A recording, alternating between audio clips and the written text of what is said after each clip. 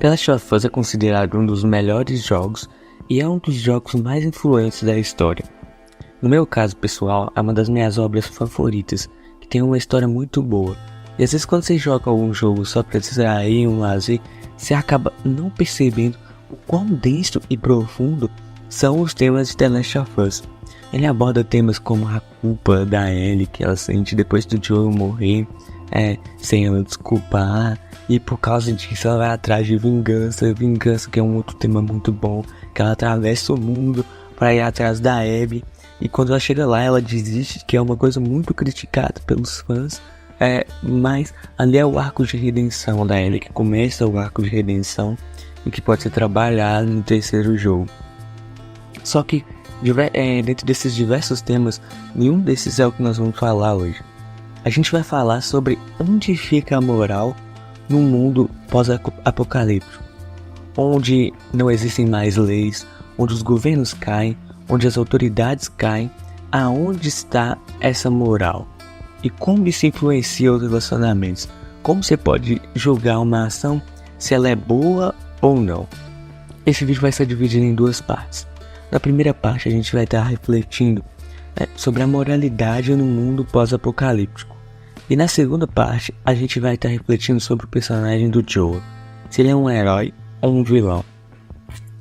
Dando uma breve introdução aqui sobre o jogo, ele é um jogo de ação e aventura ambientado em um mundo pós-apocalíptico devastado por um fungo parasita chamado Cordyceps, que transforma humanos em criaturas violentas. A história segue Joel, um homem marcado por traumas, especialmente pela perda de sua filha, e Ellie, uma adolescente imune ao fungo e que representa uma possível esperança de cura para a humanidade. O Joel vai ser contratado ali para levar Ellie através dos Estados Unidos para entregá-la ao grupo de vagalumes, uma organização que acredita que pode usar a imunidade dela para desenvolver uma vacina. Existem 3 filósofos que falavam bastante de um estado parecido com o estado que o mundo fica pós-apocalíptico, que era ali o estado de natureza. O que era o estado de natureza? Basicamente era como o mundo era antes de surgirem as leis, antes de surgirem os governos, basicamente isso. Os 3 filósofos que falavam sobre isso eram os filósofos contratualistas, John Locke, Thomas Hobbes e Rousseau. John Locke defendia que o estado de natureza, embora ali houvesse disputas ocasionais, ele via os humanos como capazes de viver em relativa paz e harmonia, regidos pela razão. Já Rousseau tinha uma visão idealizada do estado de natureza, acreditando que os humanos eram naturalmente bons e viviam em harmonia. Ele via o estado de natureza como uma condição de liberdade e igualdade, mas argumentava que a propriedade privada levou à desigualdade e ao surgimento dos conflitos. Partindo agora para a ideia de Thomas Hobbes, que é a ideia que eu considero a melhor dessas 3 aqui e que mais encaixa com o mundo de The Last of Us, a gente vai ver que Hobbes acreditava que no estado de natureza os seres humanos viveriam agressivamente, um estado de constante conflito, uma guerra de todos contra todos. Sem uma autoridade central, as pessoas já iriam de acordo com seus próprios interesses, porque na nossa essência nós somos egoístas e agressivos. Então a gente pode ver isso muito no mundo de The Last of Us, que ali a gente faz coisas que a gente vê como normais ali, mas se a gente para pra pensar, não são tão normais assim. A gente mata humanos. Eu acho que a gente deve matar mais humanos no jogo todo do que realmente os infectados. Então a gente saqueia, rouba as coisas, trai pessoas, faz tudo pelo nosso próprio interesse e pela nossa sobrevivência. O que vai perpetuar ali no mundo de The Last of Us e no estado de natureza é a lei do mais forte. E o que é feito para escapar desse estado de guerra? É feito um contrato social ali, onde os indivíduos vão estar concordando e renunciando a algumas suas liberdades em troca de proteção. E aí, feito esse contrato, vai surgir o que? O Leviatã, que é o nome da principal obra de Hobbes, que é uma obra que vai estar estabelecendo todos esses principais conceitos que foram citados aqui, e que vai estar estabelecendo o Leviatã como um ser poderoso ali, Basicamente, é nessa hora que vai surgir o Estado. Para Hobbes, era necessário ter um governo absoluto, um Leviatã. E como que vai surgir essa figura de Leviatã na história de The Last of Us? Basicamente, a gente pode comparar ela com a ideia da Fedra, que é basicamente um Leviatã, um governo autoritário ali, que surge para estar cumprindo esse pacto. Só que a diferença da ideia do Leviatã é que tem uma linha muito tênue entre ser autoritário e ser opressor. E a Fedra passa essa linha e deixa de ser ali um governo que era para ser um governo autoritário, um governo mais forte, porém um governo que vai estar trazendo paz e segurança. E não é isso que a Fedra traz. A Fedra traz medo. Tanto que surgem ali algumas formas de rebelião para tentar resistir esse governo que abusa muito ali do poder, como por exemplo os Wolves e os Vagalumes, que tentam ali resistir a esse governo opressor. Então Hobbes não compactua com essa ideia de um governo opressor. Ele não acha que ali uma rebelião seja a solução, mas se for o caso de uma situação mais extrema, é o que precisa ser feito. As rebeliões são necessárias.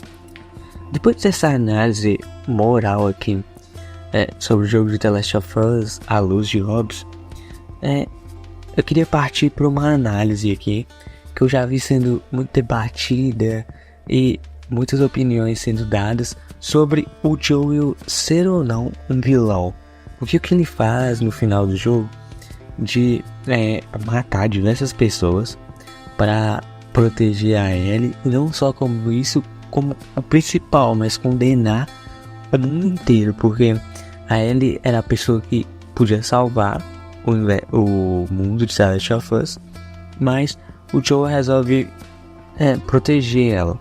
Então eu queria dar uma pensada sobre isso, se o Joel tá certo nisso ou se ele tá errado. Uma ideia muito interessante para julgar se uma ação foi moralmente correta é o utilitarismo tibetano.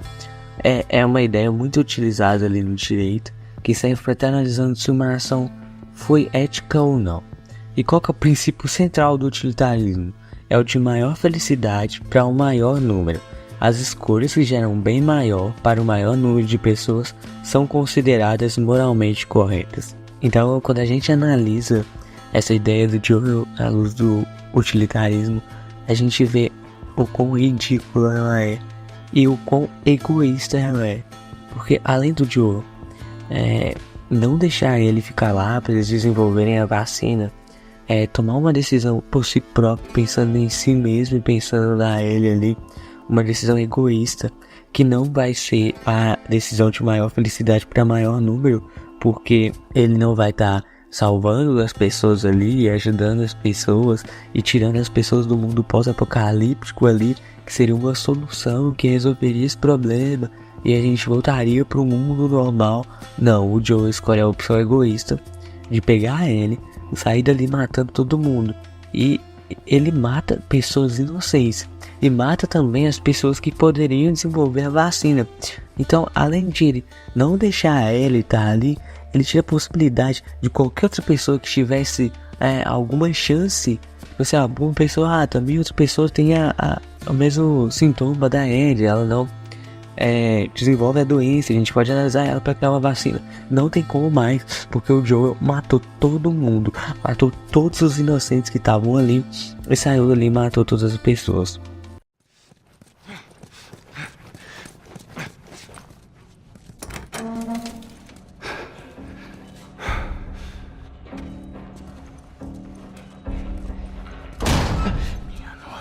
Doutor?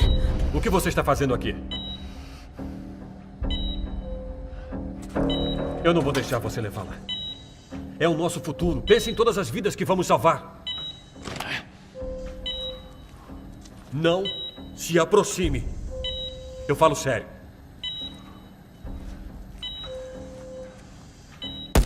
Não! Animal! Gary, cala a boca. garotinha. Eu cuido disso. Eu cuido disso.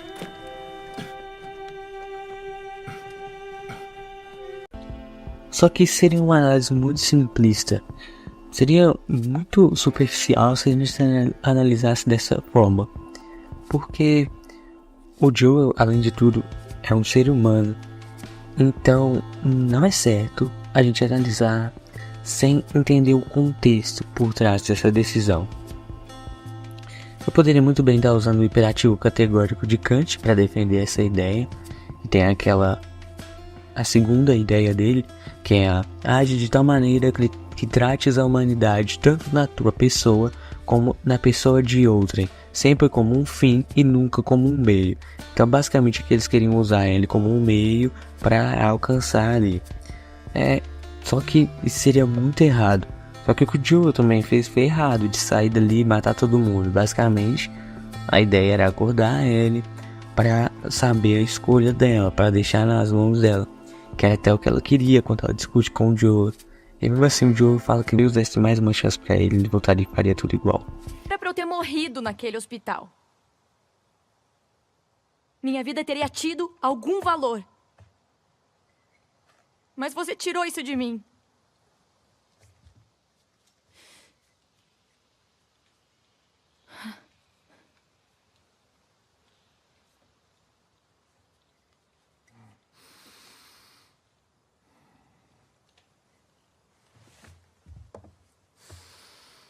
Se Deus me desse uma segunda chance naquele momento,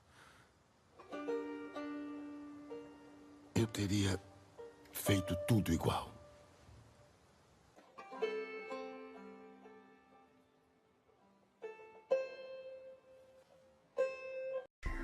Só que eu quero ir mais a fundo disso. Eu não quero fazer essa análise desse jeito. Eu quero fazer essa análise entendendo o contexto do Joel.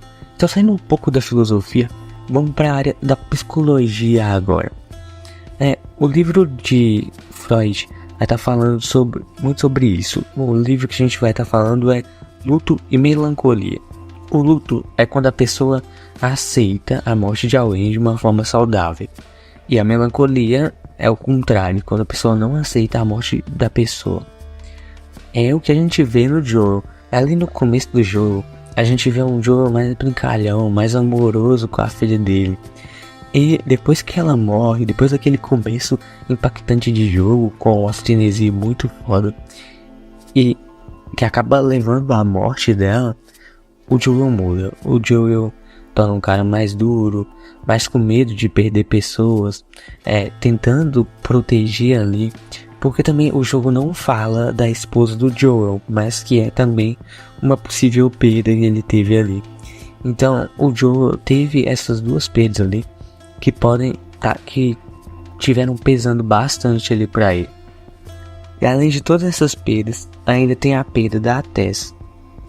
Só que aos poucos o Joel vai recuperando de todas essas perdas com a introdução da Ellie na vida dele.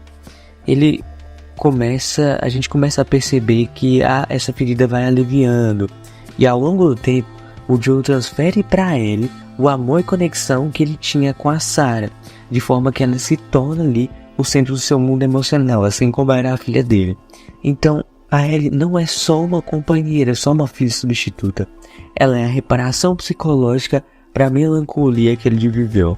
Joel não conseguir completar o processo de luto, ele vai substituir sua filha pela figura da Ellie, o que torna sua conexão com ela inabalável. E quando ele dá de cara com a ideia de perder a Ellie, o Joel vai reviver inconscientemente o trauma original da perda da Sarah. O Joel tem de novo a possibilidade de perder mais uma pessoa. Ele já perdeu a Tess, já perdeu a esposa dele, já perdeu a filha dele, e ele não quer essa sensação de novo de perder mais uma filha, mais uma pessoa importante para ele. Então a ideia de sacrificar a ele é psicologicamente insuportável. E Freud vai estar argumentando que na melancolia a pessoa projeta no outro os próprios conflitos e ansiedades, o que intensifica o apego e o medo da perda. Em outras palavras, para Joel, perder a Ellie significaria reviver a perda da filha. Ele falharia mais uma vez, assim como ele tentou proteger a filha dele lá no começo do jogo. ele tenta proteger a Ellie aqui de novo. Ele não pode fazer isso de novo, ele não pode falhar de novo. Ele falhou em proteger a filha dele, ele não vai falhar em proteger a segunda filha que o mundo deu pra ele. Então, inconscientemente, pra Joel, significaria pra ele estar perdendo de novo uma filha. Então, essa decisão de salvar não é apenas consciente, mas também motivada por um impulso psicológico inconsciente de evitar essa dor. Então, para Joel, meio que inconscientemente, é como se ele estivesse restabelecendo um propósito e aquilo fosse a redenção dele, a chance de corrigir o fracasso de não ter protegido a Sarah. Esse desejo de redenção é, na verdade, uma forma de negar o sofrimento e a culpa que a melancolia ainda insistia em estar nele. Então ele encontra um alívio ao salvar ele. Depois de toda a nossa análise aqui, de como este mundo é um mundo sem moral, sem princípios, e que o que predomina ali é a lei do mais forte, a lei da sobrevivência, e que é um mundo sem heróis e sem vilões, a gente pode entender que não existem pessoas certas e erradas. Existem apenas pessoas tentando defender o que acham certo. Então, você concorda comigo? Ou então, se você discorda, você acha que o Joel é um vilão, na verdade, eu peço que você deixe um comentário aí. E se você gostou do vídeo e da minha análise, se ela agregou algum conhecimento pra você, eu peço que você deixe o like. Então, esse foi o vídeo e ainda tem muito que vir por aí.